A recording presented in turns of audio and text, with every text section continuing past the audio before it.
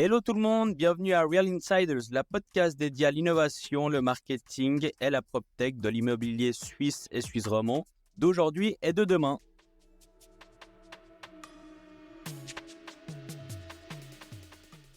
Salut Elvire, merci beaucoup de participer à ce podcast. Salut Joël, je suis vraiment contente d'être là avec toi aujourd'hui pour échanger sur l'immobilier. Je pense que c'est un domaine qui nous passionne vraiment tous les deux, je crois. Oui, tout à fait.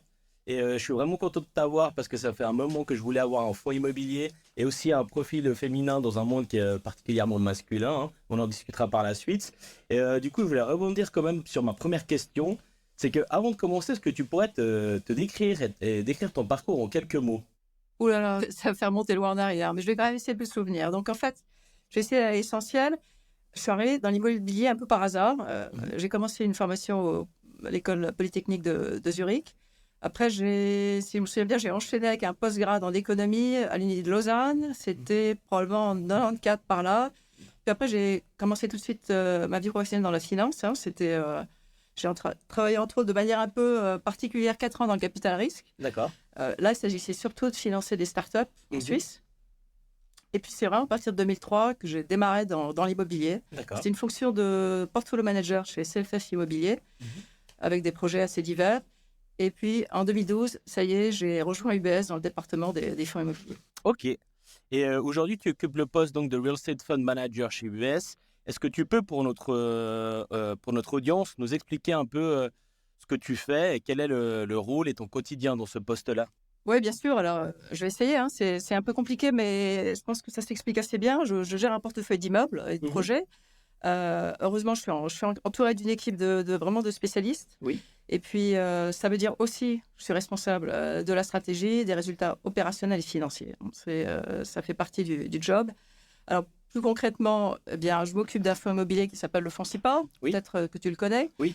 Qui investit exclusivement en Suisse romande, principalement dans le logement. Ça fait à peu près aujourd'hui une taille de portefeuille d'environ 1,8 milliard. Ah, d'accord. Et puis, j'aime bien le rappeler, actuellement, c'est un fonds presque historique, puisqu'il fête cette année ses 80 ans.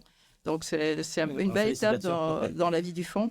Et puis, j'aimerais aussi le rappeler, je gère un petit fonds moins connu, peut-être parce que plus jeune, qui s'appelle le Residencia, qui investit exclusivement aussi dans le Tessin, et puis en grande partie dans du logement. Ok. Donc, effectivement, deux régions très variées. C'est différent. Puis, qu'est-ce que je voudrais ajouter dans mon quotidien assez varié, plusieurs facettes, comme tu peux l'imaginer. Puis aussi saisonnier, selon l'époque de l'année, je ne fais pas la même chose.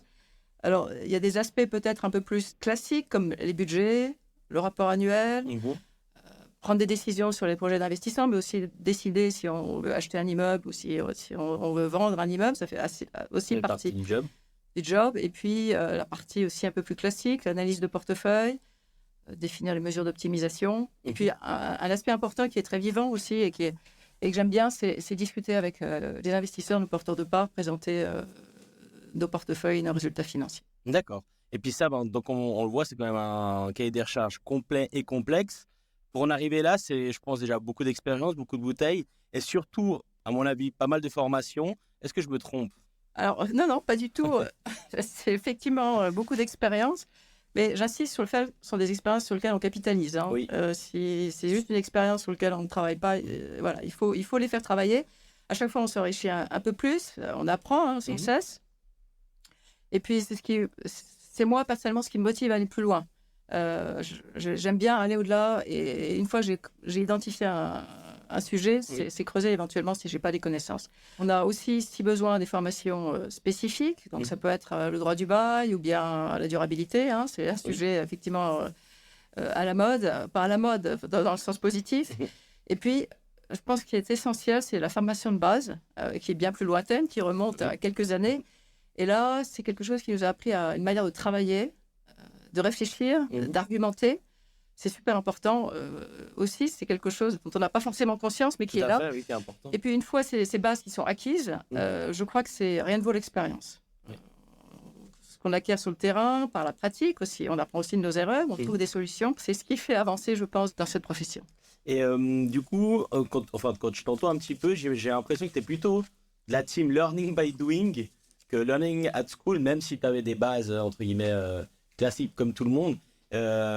Est-ce que c'est la réalité? Est-ce que c'est plutôt les deux? Est-ce que c'est un bon mélange? Ou t'as quand même, Tu préfères quand même le terrain et puis apprendre en faisant finalement. Bon, on évolue avec l'âge, avec le temps, avec les expériences, comme je l'ai dit précédemment. Je veux dire que j'ai passé quand même pas mal de temps sur les bancs de l'école. J'aurais maintenant quand même tendance à favoriser le learning by doing, hein. D'accord. Mais toujours un repère sur la théorie, si nécessaire. Je pense que les deux sont vraiment complémentaires. Et puis à la fin, c'est aussi une question d'approche et d'attitude, hein. C'est aussi savoir se remettre en question, poser les bonnes questions et puis toujours être curieux, avoir envie d'apprendre. Ça, je pense que c'est fondamental. Et dans le cadre, alors pour rebondir à la question suivante, dans ce cadre-là, donc toi tu te challenges, j'imagine, et tu challenges, à mon avis, aussi tes équipes. D'où la question suivante, c'est, t'as déjà un peu répondu à la question, mais tu as une équipe donc avec toi de plusieurs personnes, et eux, leur rôle concrètement, ça consiste en quoi par rapport à ton rôle à toi de Real Estate Fund Manager? Bon, c'est dans une équipe de fonds, un fonds team comme le nôtre, avec un portefeuille à gérer, c'est essentiel, hein. J'ai la chance d'avoir une petite équipe de spécialistes très, très professionnelle et compétente. Donc ça, c'est l'élément clé, l'élément de base. C'est pour ça que ça fonctionne bien. On s'enrichit, je m'enrichis beaucoup à leur contact, hein. Notre relation de travail, elle est basée sur la confiance.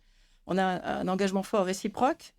C'est comme ça que ça fonctionne, avec des synergies et des échanges très fréquents. Et bon, c'est pas uniquement à moi de le dire, mais je le pense réellement. J'ai vraiment l'impression que ça fonctionne très bien et qu'on en retire une plus-value pour le travail de groupe. Ça, c'est top. En tout cas, moi, de mon avis personnel, pour t'avoir vu lors de un ou deux appels d'offres, je ressens la même chose. On sent que c'est carré, que c'est professionnel, et puis qu'il y a une vraie entente d'équipe. Et je pense que ça fait quand même la force aujourd'hui, vu ce qu'on appelle les besoins en termes de RH aujourd'hui, et des envies de la nouvelle génération finalement d'être bien au travail aussi. Je pense qu'en tout cas, ça reflétait, et puis il y avait un bon esprit d'équipe. Et aujourd'hui, plus concrètement, comment il fonctionne un fonds immobilier et quel est son rôle ou ses rôles? Est-ce que c'est par exemple différencier les revenus de la société, enfin de l'UBS, à travers un secteur reconnu pour sa stabilité? Alors, bon, c'est assez complexe et à la fois simple et compliqué à la fois, hein. Je vais commencer par différencier. Il y a les fonds immobiliers cotés et puis cotés en bourse et les non cotés.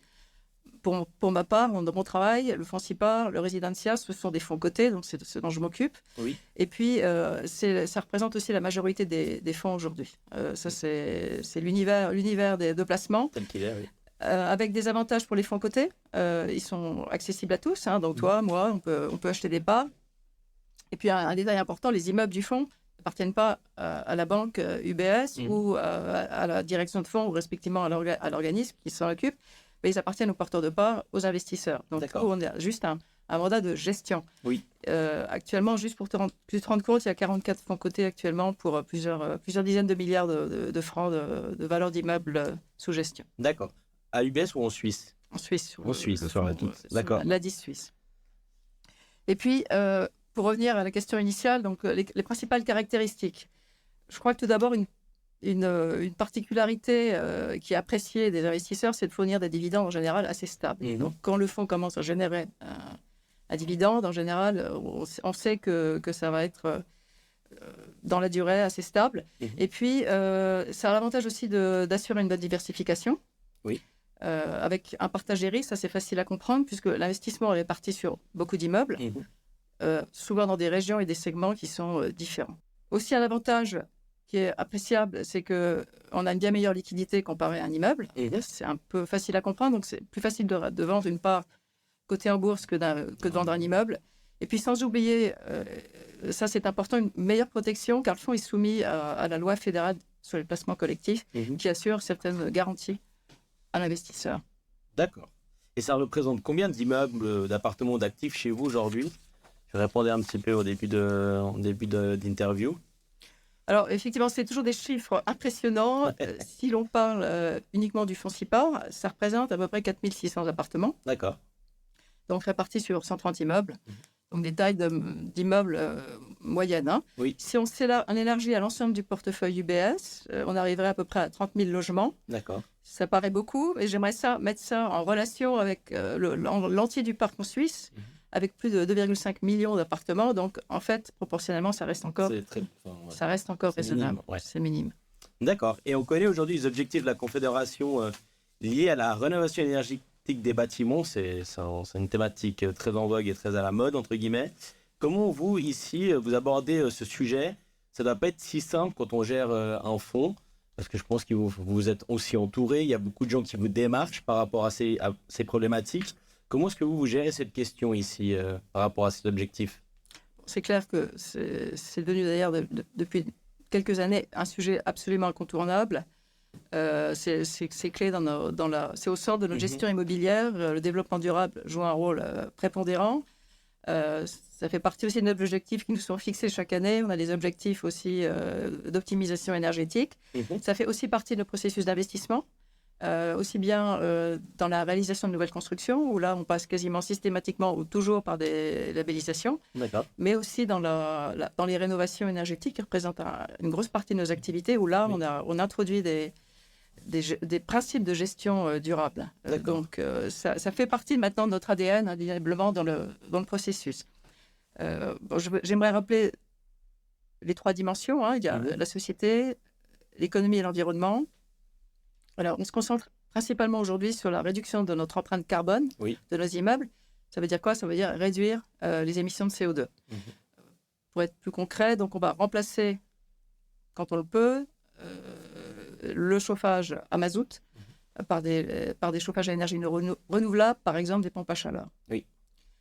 On essaye aussi systématiquement, lorsque la surface du toit est suffisante, d'ajouter des cellules photovoltaïques. Donc ça, c'est quelques exemples sur nos mesures, mais c'est au cœur de nos réflexions. Ce qu'on souhaite aussi, c'est diminuer la consommation énergétique. Il ne suffit pas de diminuer le CO2, c'est aussi de diminuer la consommation énergétique, par exemple, en isolant une enveloppe, en remplaçant les fenêtres. Et là, on peut aussi obtenir des résultats intéressants. D'accord. Et aujourd'hui, comment vous choisissez? Ça, c'est vraiment une question qu'on m'a demandé de vous poser parce que je crois qu'elle intéresse tout le monde finalement. C'est comment choisissez-vous votre ou vos gérances immobilières? Est-ce qu'il y a je pense qu'il y a de toute façon un critère géographique, de qualité, mais UBS c'est quand même une boîte nationale, donc je pense qu'il y a des critères qui doivent être pris en compte. Mais globalement, toi aujourd'hui dans ton daily business, comment tu les choisis ces gérances immobilières? Oui, je sais que c'est une question qui intéresse beaucoup de monde. Tout d'abord, j'aimerais rappeler qu'on travaille avant tout avec des régies nationales. Pour nous, c'est vraiment un avantage si la régie connaît nos processus. Et pas toutes, mais en tout cas avec une présence sur tout le territoire. Pourquoi on n'a pas non plus pour vocation à multiplier les interfaces.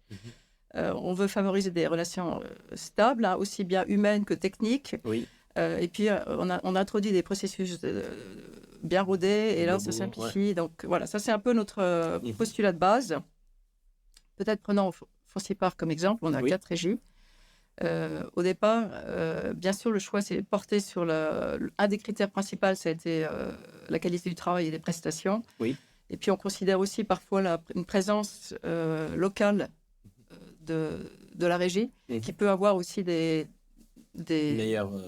avantages parce qu'elles connaissent très bien une région. Voilà. C'est aussi... je ne sais pas si ça répond...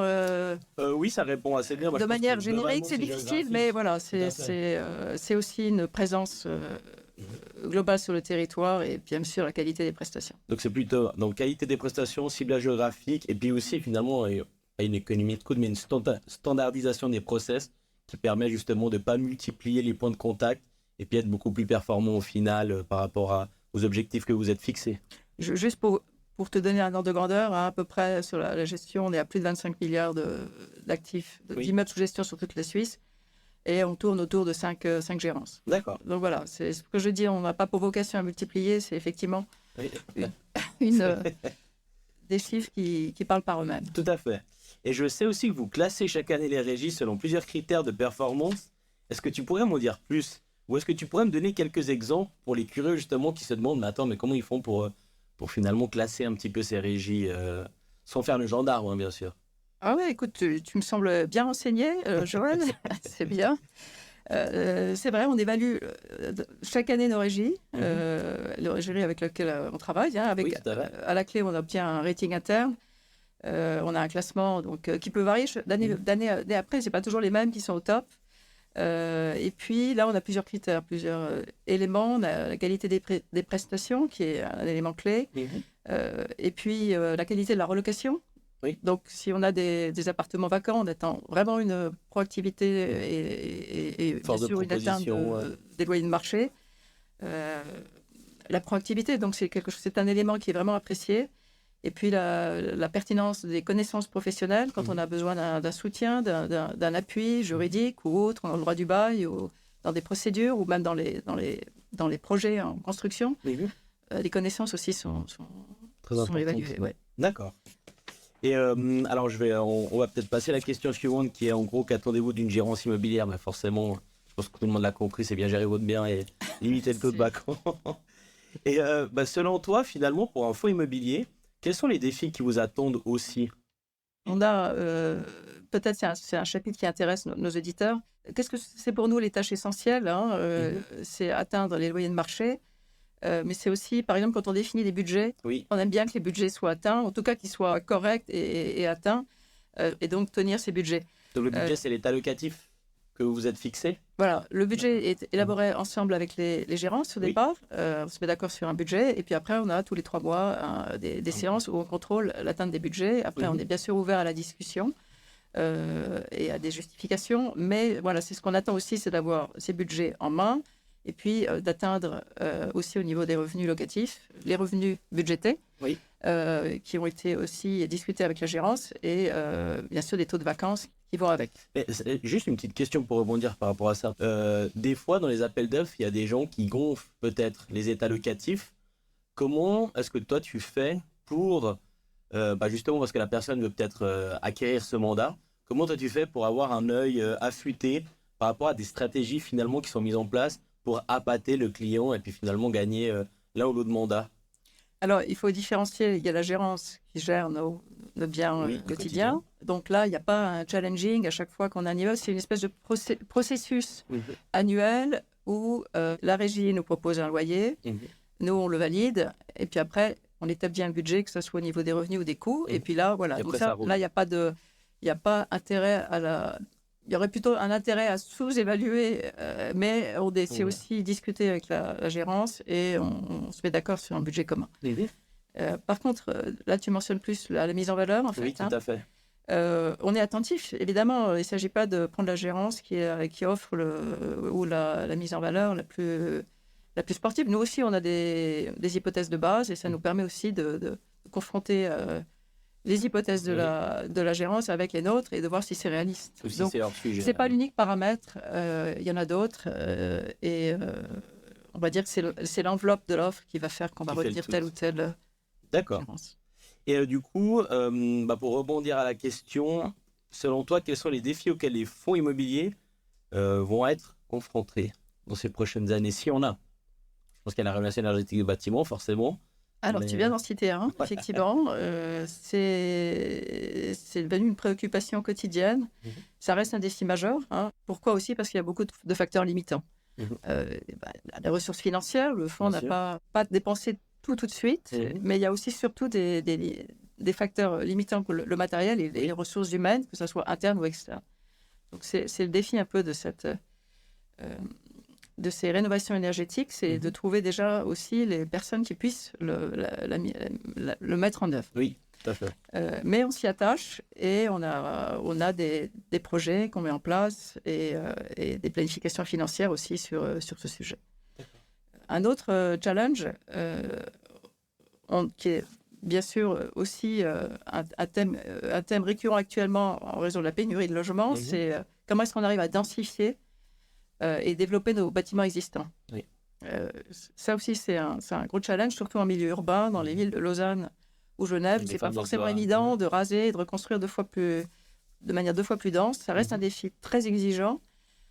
Comme je viens de le dire, on a beaucoup de contraintes externes, des procédures d'approbation qui sont souvent longues, compliquées. Et on essaye néanmoins d'arriver à densifier ce portefeuille, peut-être pas forcément à la vitesse à laquelle vous auriez souhaité le faire. Voilà. D'accord, donc ça, c'est les 2 plus gros challenges que vous avez en ce moment. Et puis, du point de vue d'une gérance immobilière, selon toi, quels sont les défis auxquels ils vont être confrontés, pardon. Bah, je discute aussi avec beaucoup de régies immobilières, forcément, dans le cadre de mes podcasts ou même dans le cadre du suite ou autre. Il y a certains professionnels qui s'inquiètent de voir les honoraires de gérance toujours à la baisse, quand on leur demande aussi à la fois d'avoir plus de personnel qualifié, de devoir se digitaliser. Puis quand on se digitalise, des fois, ce n'est pas les mêmes logiciels pour tout le monde. Donc, c'est-à-dire qu'on leur demande beaucoup d'investissements, beaucoup d'efforts, mais finalement, les honoraires, des fois, baissent ou sont vraiment à une limite qui est la limite du supportable pour certaines. Quel est ton avis par rapport à, justement à ça et par rapport aux défis auxquels les gérances immobilières sont confrontées? Est-ce que tu ne penses pas que là, on a atteint une limite par rapport aux honoraires? Alors, effectivement, je reconnais aussi que les exigences elles sont de plus en plus nombreuses et variées, c'est sûr. C'est le propriétaire qui en veut toujours, qui est très exigeant. Les compétences qu'on demande, elles sont de plus en plus pointues, nécessitent de plus en plus de connaissances spécifiques. Je crois que c'est important aussi que le propriétaire doit avoir conscience que ces exigences ont un coût. Oui.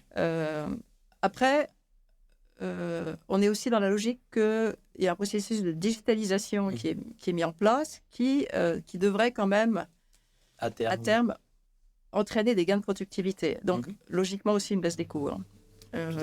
Alors, c'est cette phase de transition qui, pour moi, est sans doute difficile.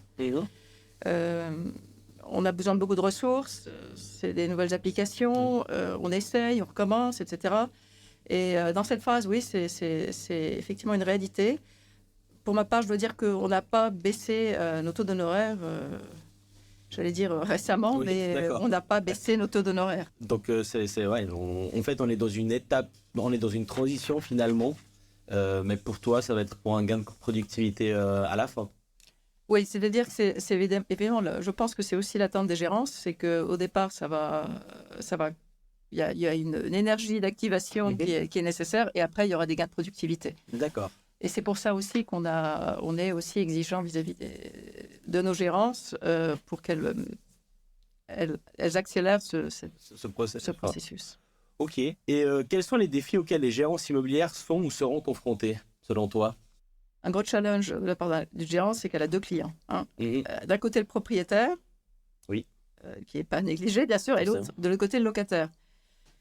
Et puis, c'est important pour elle, aussi pour le propriétaire, de satisfaire les deux. Alors, d'un côté, on a les attentes élevées du propriétaire, en matière de rendement, en matière de taux de vacances qui doivent baisser, réduction des coûts. Et puis l'autre, on a le locataire qui a souvent des demandes incessantes. Aussi, le prendre en considération, essayer de l'amener plus de services. Exactement, d'être réactif aussi à sa demande, s'il y a un problème. Et puis, on voit que maintenant, c'est de plus en plus pratiqué. S'il n'est pas content, il va utiliser la voie juridique ou il ne va pas hésiter. Il y a suffisamment de soutien pour ça. Et aussi, tout simplement, et pour nous, c'est l'effet le plus néfaste, c'est qu'il va aller voir ailleurs. Bien sûr. Donc, ça entraîne des rotations importantes. Donc, pour moi, c'est très important que la gérance, tout en étant à l'écoute des exigences du propriétaire, soit aussi réactif vis-à-vis des locataires. Donc ça, je pense que c'est un défi. Je suis hyper content que tu parles de ça finalement, parce que la fidélisation du locataire, pour moi, c'est aussi une grosse thématique. Et à mon avis, pendant beaucoup d'années, on a surtout pris notre client comme le client propriétaire. On a laissé un petit peu de côté le locataire, parce que de toute façon, ça se loue et ça se loue facilement. Et je pense que ça va devenir de plus en plus difficile. Et c'est très important d'amener du service en plus pour justement que le locataire ne parte pas. Parce qu'aujourd'hui, à l'époque, il y avait des générations, j'avais fait une étude sur ça, les générations plutôt baby-boomers, c'est des gens qui ne partent pas. Aujourd'hui, une personne, parce qu'elle part d'un immeuble qui est un peu plus minergie, ou pour 100 francs de plus, parce qu'il a l'accès à un service de ticketing de 24 heures sur 24, ou par exemple à une 9 Canal+, il part. Il n'est plus du tout fidèle par rapport à d'autres générations. Et du coup, ça me rassure d'entendre ça, parce que c'est une grosse problématique, un gros challenge pour la suite pour la fidélisation du locataire finalement. Et d'autant plus quand on est dans une région où il y a une pénurie de logements, alors c'est un mécanisme qui est moins visible, mais dès que le marché se détend un peu, alors tout de suite on a la réaction, le mécanisme que tu viens de décrire. Et donc, c'est effectivement important d'être vigilant. D'ailleurs, depuis maintenant quelques années, on a mis en place des sondages de satisfaction de locataires, que ce soit aussi bien locatif que commercial. Et on est aussi très attentifs aux résultats. Et on en discute après avec nos gérances pour voir mais qu'est-ce qui ne va pas là. Alors bien sûr, souvent, c'est le locataire qui peut-être donne son point de vue. En général, il n'y a que les mécontents qui répondent, mais on a aussi beaucoup de locataires qui sont positifs. Oui. Et c'est des résultats qu'on discute avec nos gérances. D'accord. Et peut-être que ça permet de rebondir à la question suivante, finalement, pas c'est lié. Mais comment vois-tu le rôle du marketing dans l'immobilier? On a eu l'opportunité de se croiser une ou deux fois aussi dans mon ancien job. Est-ce que tu penses qu'aujourd'hui, c'est important dans le marché immobilier? Parce qu'historiquement, il y a 10 ans, on n'en parlait pas. Et aujourd'hui, on voit que ça devient de plus en plus important. Quel est, toi, ton avis sur ce point? C'est vrai qu'avant le budget marketing, c'était un peu... La nébuleuse dans le budget global. Je pense qu'il faut s'adapter. Le monde évolue, donc la digitalisation, les réseaux sociaux ils sont quasiment incontrôlés. Et là, le marketing doit venir s'adapter, permettre au projet dans la commercialisation de s'adapter. Une simple annonce dans le journal, sur les portals, ça ne suffit plus. Surtout si on veut atteindre une génération plus jeune, intergénérationnelle. Donc, il faut parler à des gens plus anciens, plus âgés, des jeunes qui sont très, très actifs. Et là, le plan marketing, la communication, elle est devenue indispensable pour réussir une mise en valeur. Ses clientèles. Je suis convaincue. Et donc, ça permet aussi au projet de bien se positionner à l'égard de tous ces potentiels locataires. Et un bon marketing, c'est le point de départ d'un beau projet. Et ne pas attendre trop tard, déjà pour le planifier. Avant la mise en valeur, finalement, déjà y penser, le positionnement marketing pour pouvoir finalement le faire évoluer et impacter. Et mener à terme les objectifs prévus de location, entre autres. Ok. Et quelles sont selon toi les tendances actuelles du marché immobilier en Suisse romande? On voit notamment la hausse des taux dernièrement. Oui, alors effectivement, on l'a tous constaté. Comme conséquence logique de l'inflation, la BNS a décidé à plusieurs reprises d'augmenter ses taux directeurs. Alors l'impact, c'est bien sûr les rendements à 10 ans des obligations de la Confédération qui sont redevenus positifs. C'est un peu notre référence aussi vis-à-vis des rendements des fonds, c'est important. Les coûts de financement, bien sûr, aussi, ils ont augmenté. Et de manière finalement légitime, on s'attend à ce que les attentes de rendement pour les investisseurs immobiliers augmentent aussi, logiquement. On dit on devrait voir en tout cas, où on a commencé à voir une correction, voire même une baisse des prix des immeubles. Alors ça dépend des secteurs et des catégories. On voit que les immeubles problématiques souffrent plus que les immeubles parfaits, c'est-à-dire conformes à la durabilité et dans des bons emplacements. Aujourd'hui, ce qu'on constate en Suisse romande, c'est ce que j'observe aussi, on a moins de transactions. Donc, il y a les vendeurs qui ne sont pas forcément prêts à baisser leurs prix et se disent que les prix d'il y a 18 mois, c'est toujours les mêmes prix. De l'autre, on a les acheteurs qui sont clairement plus prudents. Plus réticents. Ils ont aussi, certains ont d'autres alternatives que l'immobilier. Et donc, c'est ce que je disais, les objets à problème, il n'y a pas de... ça devient un peu liquide, la transaction ne se fera pas. Par contre, les immeubles parfaits, aussi conformes aux critères ESG, et là, on voit toujours des prix assez sportifs. D'accord. Alors ça, c'est l'aspect un peu transactionnel et investisseur immobilier. Et puis de l'autre côté, qu'est-ce qui porte encore les prix de transaction? Alors qu'on pourrait s'attendre à ce que ça corrige. Ce sont les fondamentaux qui restent toujours solides. On a des opportunités. Je pourrais juste citer, on en a parlé beaucoup la semaine dernière, c'est bien sûr... le taux de référence qui a monté, donc on va pouvoir dans certains cas augmenter les loyers de manière différenciée. On a aussi un taux de vacances qui est partout en baisse. Donc on a une demande qui surtout augmente. dans cette région qui est hyper dynamique. C'est certainement un peu plus dans le Suisse romande que dans le Tessin, mais quand même on le remarque aussi dans le Tessin.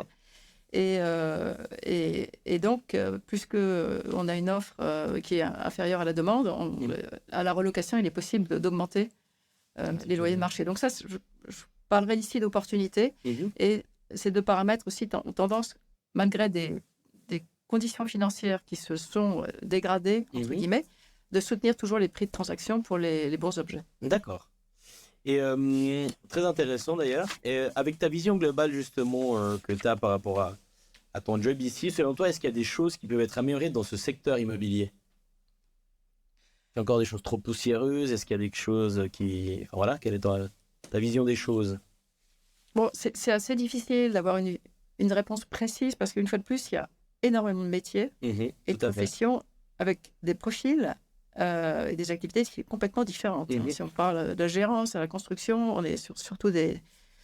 Donc, si je voulais un peu généraliser, on a eu un cycle de croissance. C'était facile, je ne dis pas évident, mais c'était facile de livrer des résultats corrects, voire de performer. On avait des liquidités abondantes, la demande était forte. Et puis, quand on est dans une zone de confort, un contexte favorable, on n'a pas forcément, et ça de manière générale, on n'est pas forcément incité à se moderniser ou à se remettre en question, à optimiser la productivité. Et donc là, je pense que, et je reviens sur la digitalisation, qui va permettre d'augmenter la productivité, les acteurs vont être obligés dans toute la chaîne, finalement, des acteurs de l'immobilier, vont devoir aussi passer par une remise en question et se moderniser. Oui. Alors, on le voit d'ailleurs, historiquement, c'est le dernier secteur qui s'est digitalisé. Voilà. Quand on voit le monde des assurances, quand on voit le monde bancaire, etc., c'est les mêmes modèles, seulement qu'ils sont appliqués à l'immobilier. Et c'est vrai qu'on est en pleine transition, et ces 4 dernières années ont été très, très dynamiques, alors qu'avant, effectivement, c'était un petit peu plus facile, entre guillemets, et un peu plus statique. D'où le mot immobilier. Voilà, exactement. Tu sais à quel point j'ai aussi eu de la peine à trouver des profils plutôt féminins pour participer à mon podcast. J'en parlais aussi avec Karine Jorgensen, qui est la directrice de Glassvit, qui me disait elle, dans le podcast, mais écoute, c'est bizarre parce que quand je demande à un homme d'être prof, ils me disent allez go, et quand c'est une femme, ils me disent ah mais t'es sûr, tu penses que j'ai le profil pour? Et puis je trouve que c'est hyper dommage parce que les choses elles bougent, elles évoluent bien. Mais est-ce que pour toi, ça reflète la réalité du marché?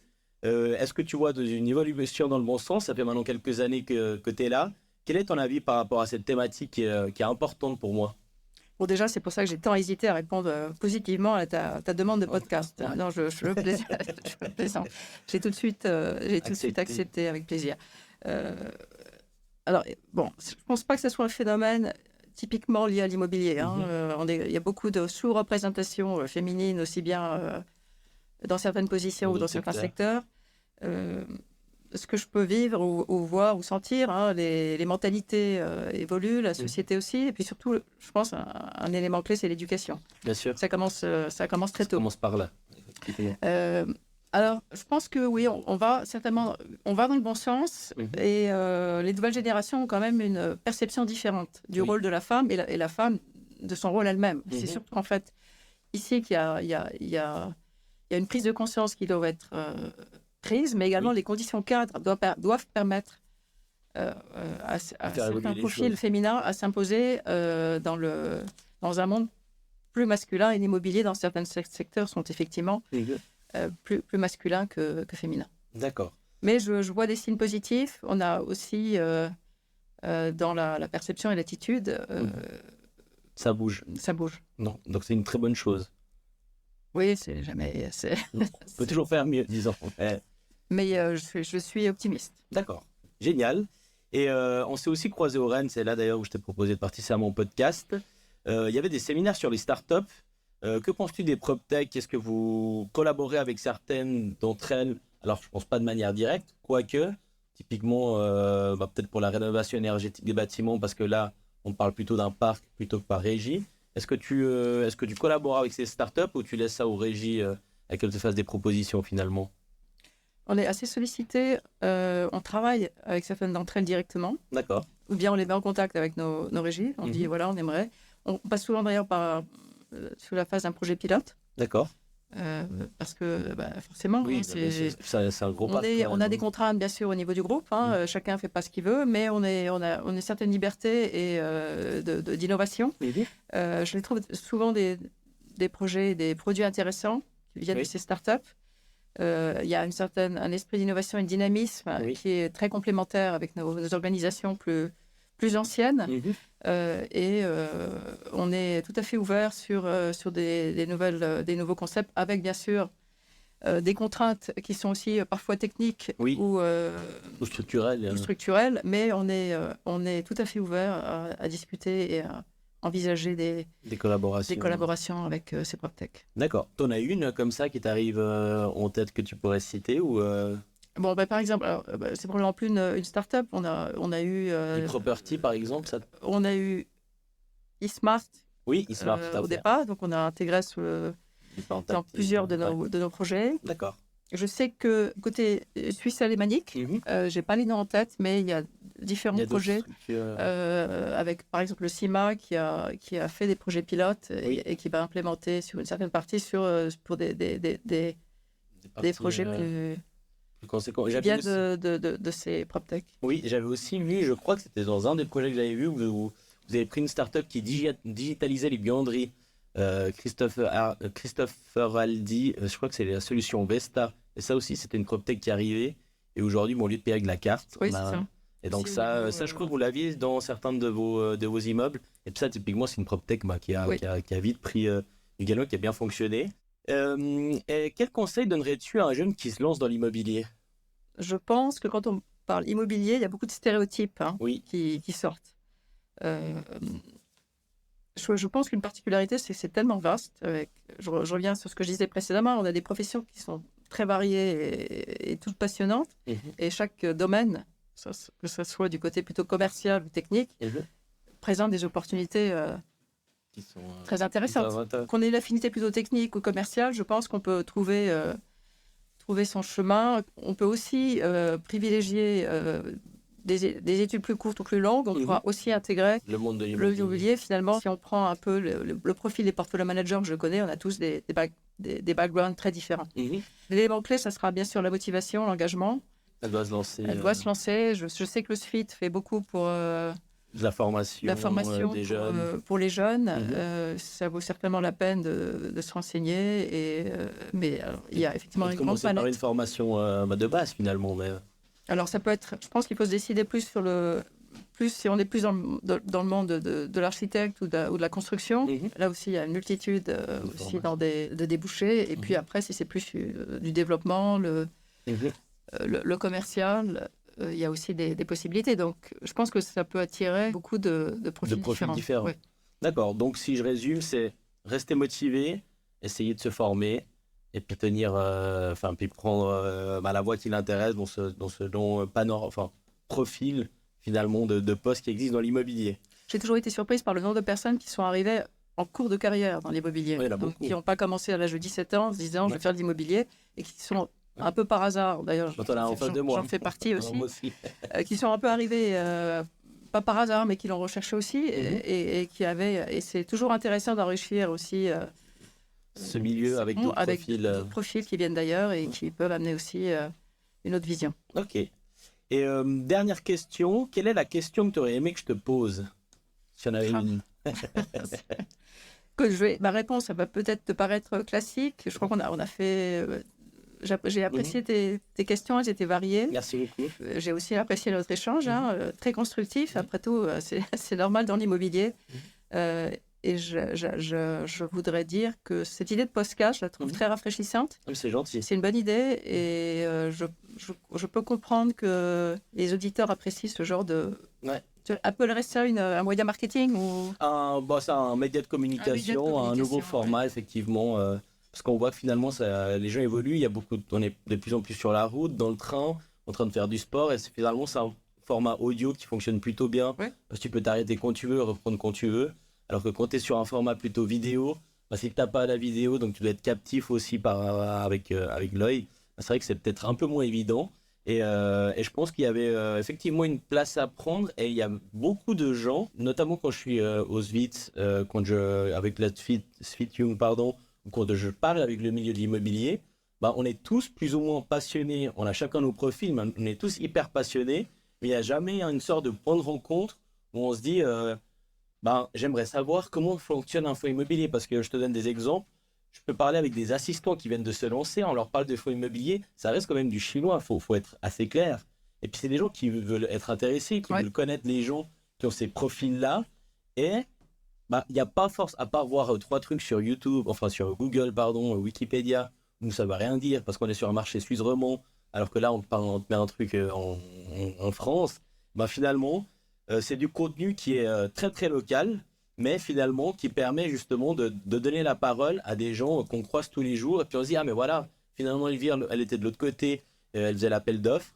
Et en fait, voilà comment il fonctionne et voilà comment moi je vais faire en sorte finalement de atteindre soit ses objectifs à elle si un jour ils collaborent ensemble, ou le contraire, c'est de dire, voilà, maintenant je sais comment fonctionne un fonds immobilier, je sais quelles sont leurs attentes, et voilà comment moi je vais essayer d'arriver finalement à mieux faire mon job. Donc, merci beaucoup pour ton retour. Merci d'avoir accepté de participer à ce podcast. J'espère que ça t'a plu. Et du coup, le mot de la fin, c'est de merci d'être venu et bienvenue dans la communauté Real Insiders. Et j'espère qu'on pourra se recroiser par la suite ou peut-être faire un point de situation d'ici un an pour voir comment les choses ont évolué dans le cadre de ton métier. Donc, merci beaucoup et merci à nos auditeurs. Merci beaucoup, Joël. Avec plaisir. Merci beaucoup. Merci.